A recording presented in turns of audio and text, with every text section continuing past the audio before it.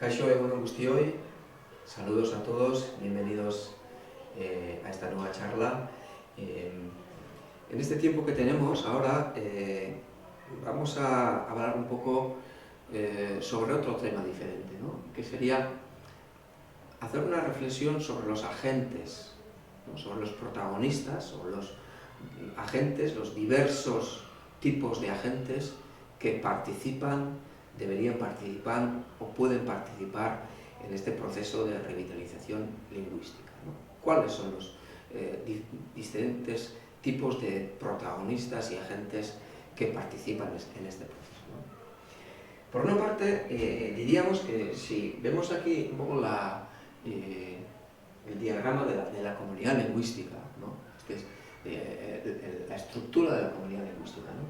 Donde están en el centro los hablantes completos de esta lengua, ¿no? Después están los hablantes naturales y los hablantes que están aprendiendo, etc.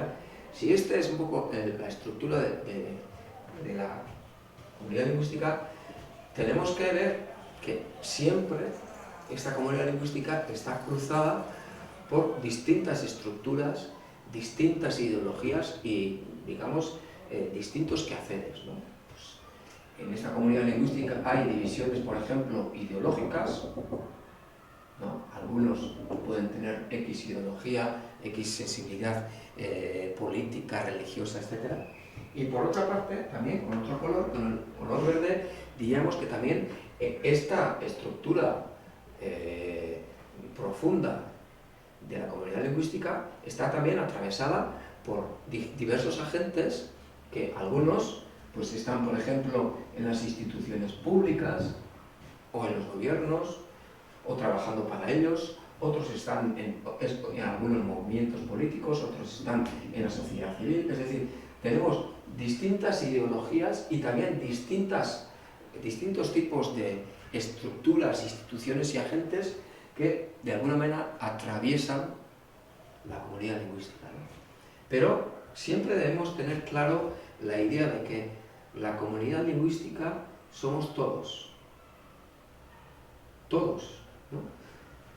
Gente de distintas ideologías, gente que está trabajando en las instituciones públicas para los gobiernos, gente que está trabajando en la sociedad civil, gente de los movimientos políticos. Es verdad que nos sentimos muy diferentes, incluso muchas veces contrarios, pero comunidad lingüística como tal somos todos, ¿no? Todos forman la comunidad lingüística independientemente un poco del rol y del papel, incluso negativo o positivo, que estén cumpliendo en cada uno de sus ámbitos, ¿no? Bueno, dicho esto, la pregunta sería, vale, en la comunidad lingüística forman parte distintos agentes, ¿no? Pero ¿cómo podríamos clasificar los distintos agentes que cumplen alguna función en la revitalización? Bueno, antes de hablar de los agentes que concretamente toman parte en la revitalización lingüística, vamos a intentar entender un poco el esquema de nuestras sociedades, ¿no? En nuestras sociedades típicas hoy, en el mundo vamos a decir capitalista, que es, digamos, el mundo de todos, ¿no? Que está atravesado por este sistema socioeconómico, diríamos que hay tres posibles ámbitos de poder, ¿no? El poder del capital, ¿no? El ámbito de poder del capital, el ámbito de poder del Estado como ente, ¿no? Del Estado con sus ejércitos, con sus leyes, con sus fronteras, con su burocracia, el Estado, sea el Estado mexicano, sea el Estado colombiano, el Estado marroquí, el Estado español o el Estado estadounidense, ¿no? Digamos, en este sentido.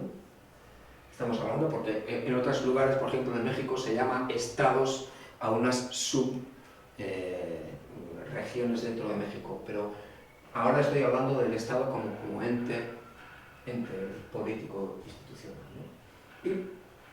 Y por otra parte tenemos una tercera posible fuente de poder, que es la sociedad organizada. Estado, capital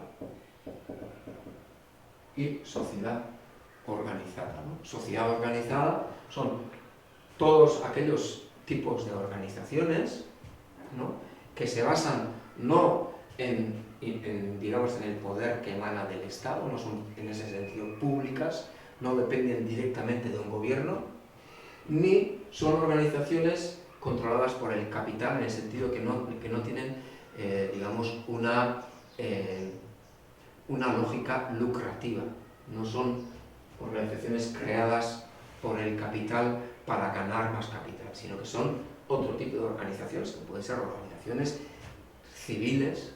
A esto se llama organizaciones de la sociedad civil, ¿no? Organizaciones de todo tipo, que puede haber desde iglesias hasta asociaciones, hasta, bueno, digamos, todo tipo de asociaciones, fundaciones, organizaciones, empresas sociales que pueden haber aquí, ¿no?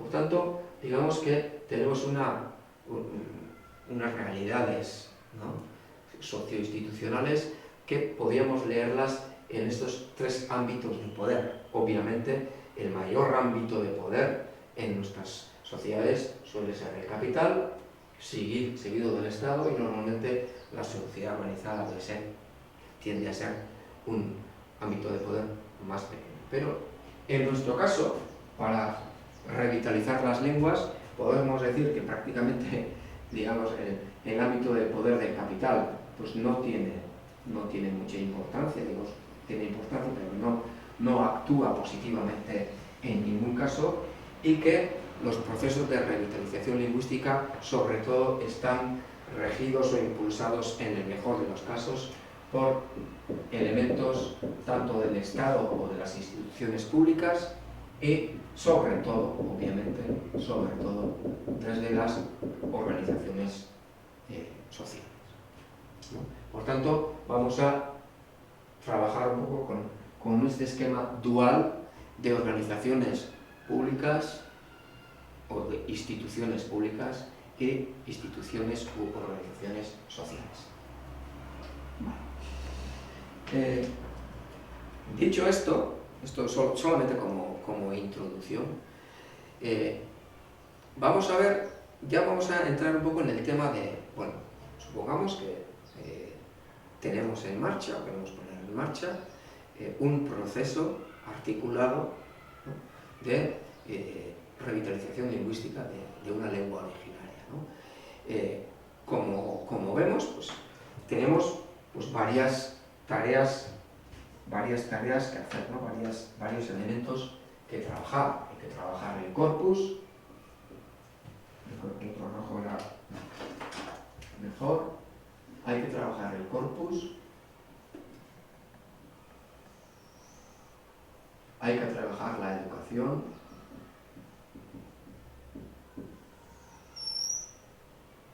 hay que trabajar en dar espacios en esa lengua a la administración pública,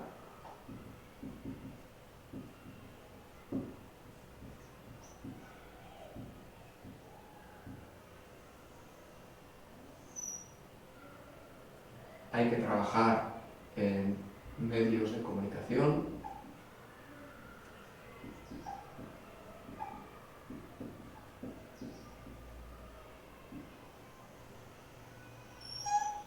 hay que trabajar en enseñanza de adultos. Ya no me está entendiendo bien.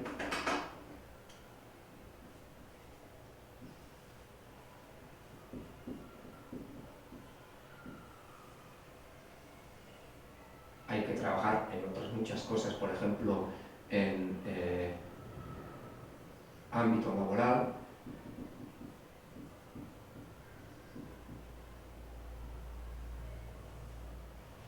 Corpus, educación. Hay que trabajar en producción cultural.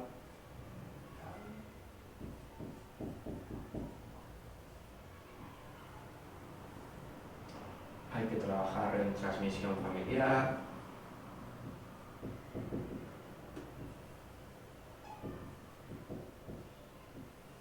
Etcétera, ¿no? Creo que algunas o la mayoría de estas ramas, que hay, faltan algunas, ¿no? Han trabajado ustedes en los anteriores módulos, ¿no? Y diríamos que también, como base de todo esto, necesitamos también otras dos cosas importantes. Una es la activación social,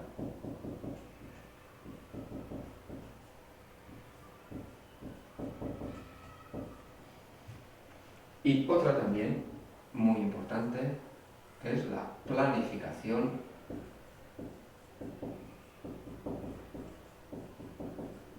lingüística, la planificación lingüística de todo esto, ¿no? Es decir, cómo hacer que esto no sean unas ramitas, sino que sea realmente un árbol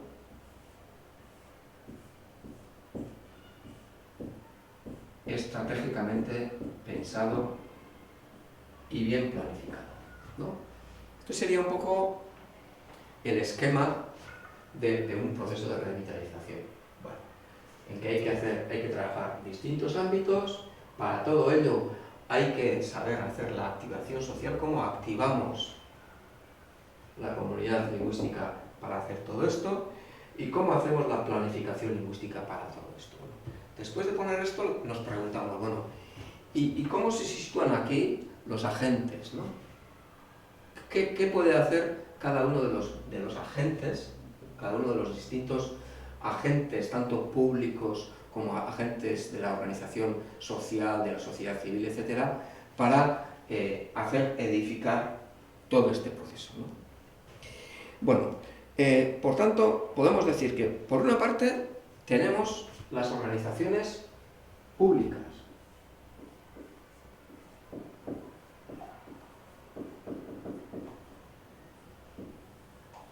¿no? Que son pues, los gobiernos, ¿no?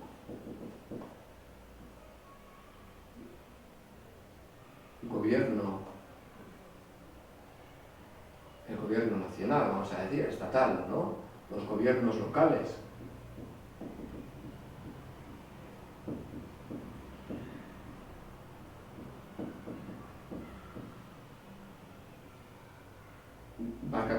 Gobiernos regionales,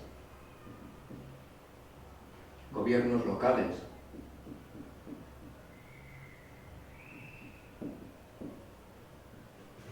distinto tipo de gobiernos, organizaciones públicas que de alguna manera tienen ciertas funciones. Por ejemplo, la ley de lenguas, ley o leyes de lenguas, pueden promulgar leyes de lenguas, pueden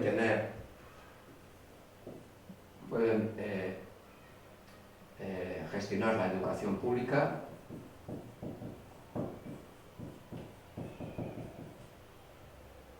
pueden tener políticas públicas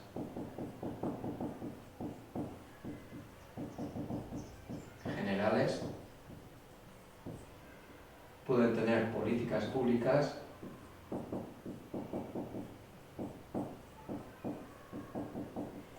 locales y ordenanzas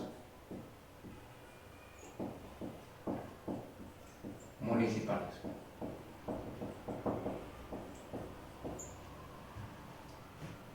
¿No? Por tanto, como vemos, bueno, los gobiernos, tanto del Estado, regionales o locales, pueden hacer muchas cosas aquí, ¿no? Yo, últimamente, creo que estamos viendo en muchos lugares la gran oportunidad histórica y la importancia de fijarnos en los gobiernos locales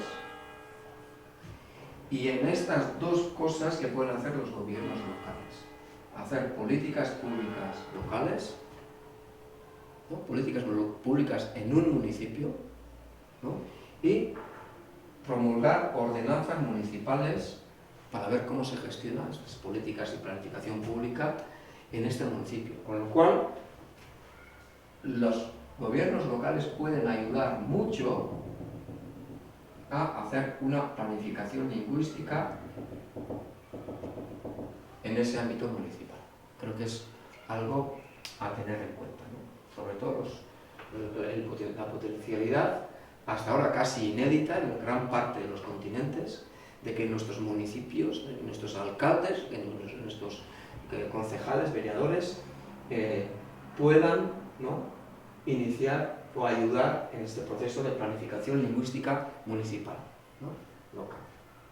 Bueno, pero en general podemos decir que estas organizaciones públicas son también importantes porque tener o no tener una ley de lenguas es diferente, tener una buena política de educación pública bilingüe o centrada en la propia lengua originaria, tener o no tenerla es diferente, etc. Y también una buena ley de lenguas podría originar también unas políticas públicas generales, digamos, para todo el país, pues importantes, ¿no? Estas serían un poco las funciones de las organizaciones públicas. Otra cosa es que ya sabemos que en general pues, nuestros gobiernos, nuestros países, nuestra clase política no está realmente motivada para hacer unas políticas públicas que las lenguas realmente necesiten.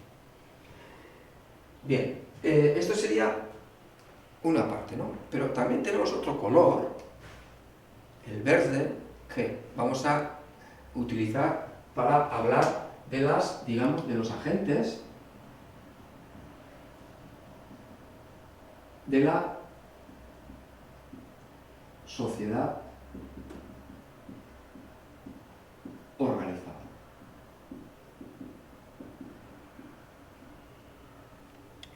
¿No? Entonces tenemos agentes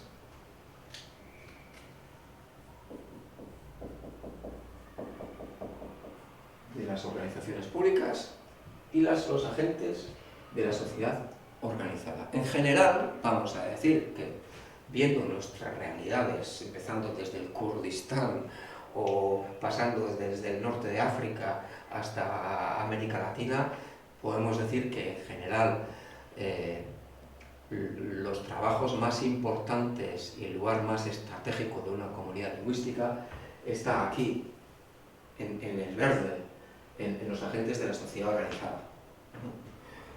Sobre todo porque la clase política pues, no está muy por la labor.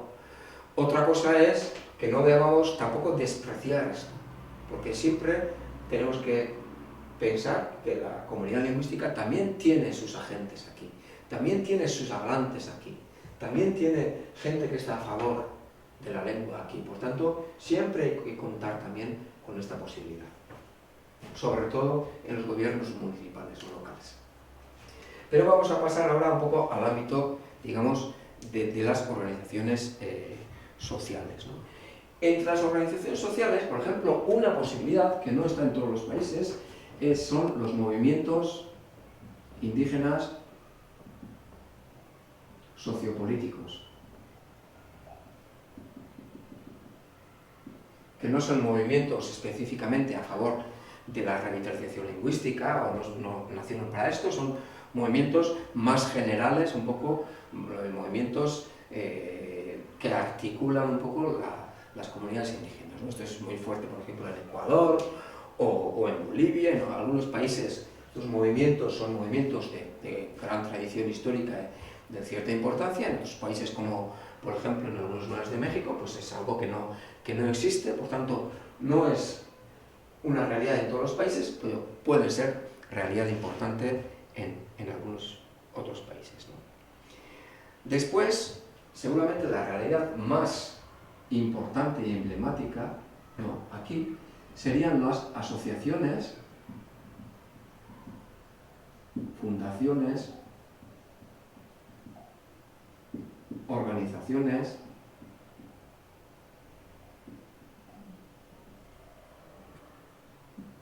de impulso de la lengua.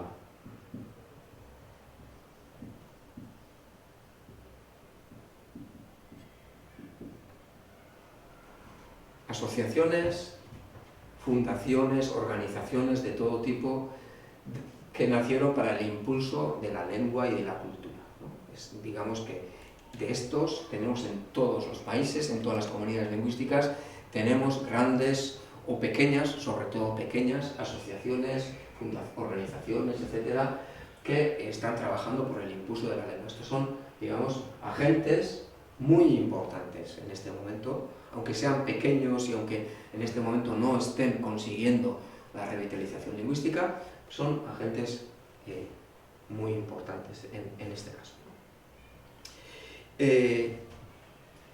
Lo que está ocurriendo en la mayoría de los países es que estas asociaciones, aparte de ser muy pequeñas y aparte de tener poca fuerza, no están articuladas, no están juntas, no están trabajando en un árbol y con una visión de árbol conjunto, sino que están trabajando en pequeñas ramitas aquí y sin una visión y sin una estrategia de conjunto, ¿no? Pero digamos que ahí están, ¿no? Después también están, con su importancia, ¿no?, activistas individuales de la lengua. Personas que están haciendo diccionarios, personas que están enseñando la lengua a niños por motu propio, es decir, tenemos, aparte de las asociaciones, activistas, personas que son importantes también para la comunidad lingüística, que están haciendo sus trabajos. Después tenemos también como otro agente importante, digamos, los académicos, investigadores, escritores, vamos a poner entre comillas sabios,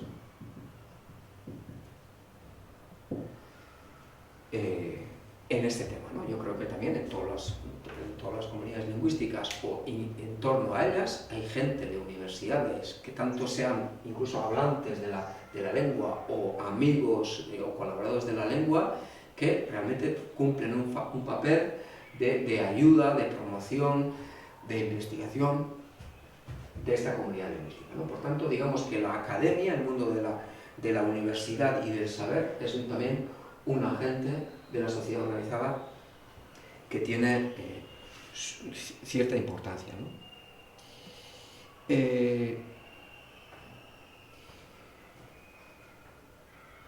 Y un poco para algo que existe en muy pocos lugares y que tiene, digamos, su importancia, sería, ¿no?, y que subrayaría, sería lo que hemos apuntado aquí como movimientos articuladores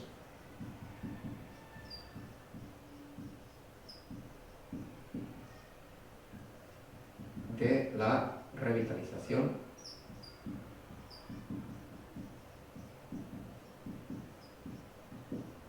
lingüística.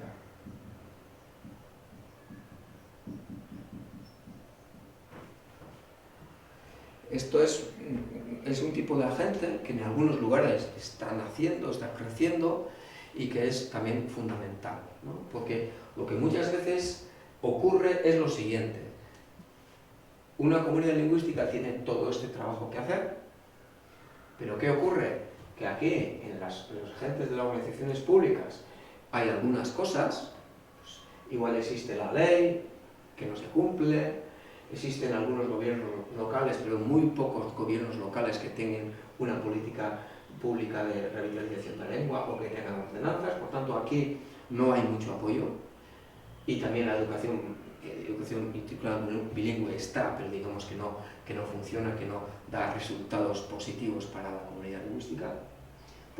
Entonces, por una parte, este tipo de agentes no está trabajando bien, y por otra parte, aquí, en la sociedad organizada, sí que hay muchos agentes, pero que están, por una parte, desarticulados y débiles, ¿no?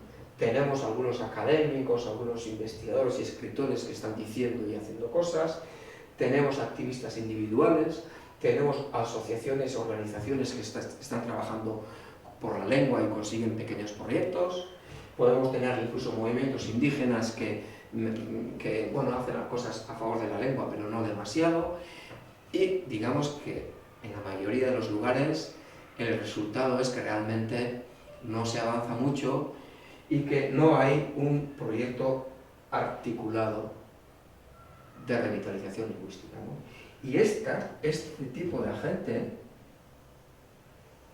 sería, ¿no?, la herramienta, vamos a decir, general de una comunidad lingüística para poder edificar o construir este tipo de proyecto articulado, ¿no?, que sería un movimiento articulador de la revitalización lingüística. Creo que, de alguna manera, algo así se está queriendo hacer, por ejemplo, en Yucatán, ¿no?, los mayas yucatecos, ¿no?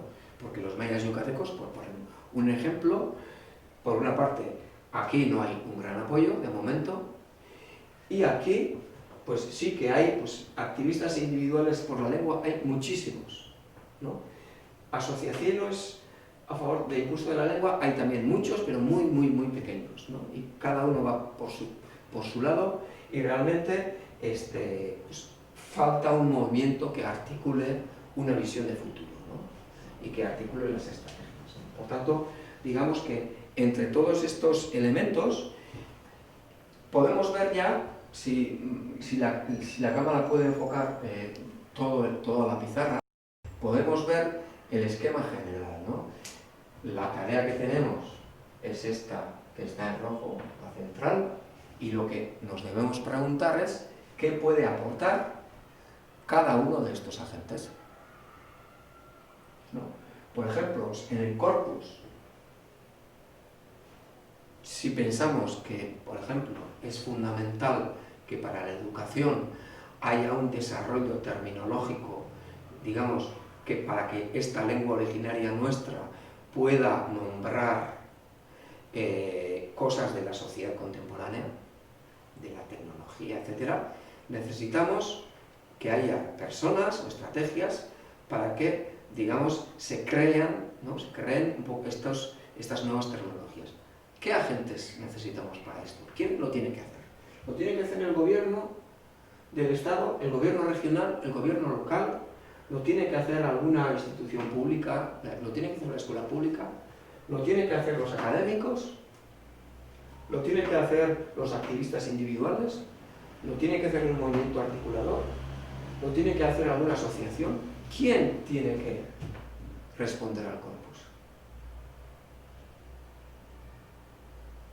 Hay que preguntarse eso. Seguramente la respuesta puede ser, bueno, pues hay que juntar académicos, activistas, pero es verdad que aquí puede haber alguna instancia oficial que de alguna manera ratifique que está bien lo que se ha creado, etc. Hay que pensar que distintos agentes deben confluir, por ejemplo, para tomar decisiones en el corpus.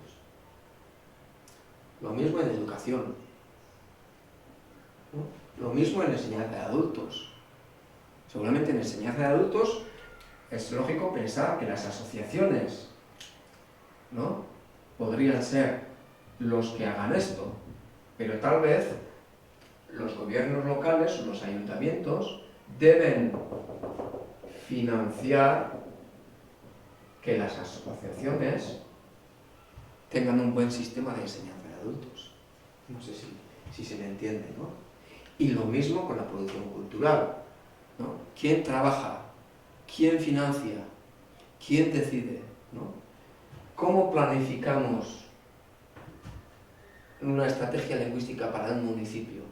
Bueno, pues habrá que hacerlo con los gobiernos locales, pero también el movimiento, los académicos, los sabios, los activistas individuales deben tener su parte en crear esta planificación lingüística, ¿no? Por tanto, yo no soy ahora quien para decir quién tiene que hacer, qué tipo de agente tiene que hacer cada una de las cosas, ¿no? Creo que cada comunidad lingüística debe trabajar esto, ¿no? Pero creo que sí, esta pequeña charla debe servir para hacer ver que hay una tarea, existen diversos tipos de agentes, todos somos comunidad lingüística, todos nos necesitamos para este proyecto, y después hay que hablar y pensar cómo entre distintos tipos de agentes debemos encarar todos estos elementos, ¿no? Y solo para terminar, decir que aquí hay dos claves importantes. He hablado de la planificación lingüística, y es verdad que gran parte de la planificación lingüística debe ser compartida entre los agentes públicos y los agentes sociales, pero hay otra tarea muy importante en todo esto, que hemos mencionado hasta ahora demasiado poco, que es la activación social. ¿Qué es la activación social? La activación social es darse cuenta de que nada de esto podemos hacer si no despertamos a la comunidad, si no despertamos las ganas de ser, el orgullo de ser, las ganas de trabajar, la resistencia de esta comunidad, ¿no? Hay que mover la motivación de la comunidad, hay que despertar a la gente, hay que despertar a la comunidad, ¿no? Esto es activación social. Y la activación social, en gran parte, la tienen que hacer estos agentes de la organización, ¿no? Sobre todo esto aquí, ¿no? El movimiento articulado tiene que ser un gran agente para despertar a esta comunidad, ¿no? Para mover los adentros de la comunidad. Y obviamente pues también todo este tipo de agentes deben participar en esta gran tarea de la activación social. Bueno, esperemos que las preguntas, etcétera, de todo esto las podamos compartir después en la sesión de cara a cara o síncrona que podamos tener, y bueno, que esta breve explicación pueda servir por lo menos para comenzar a pensar un poco en los agentes de nuestros procesos. Eskerrik asko.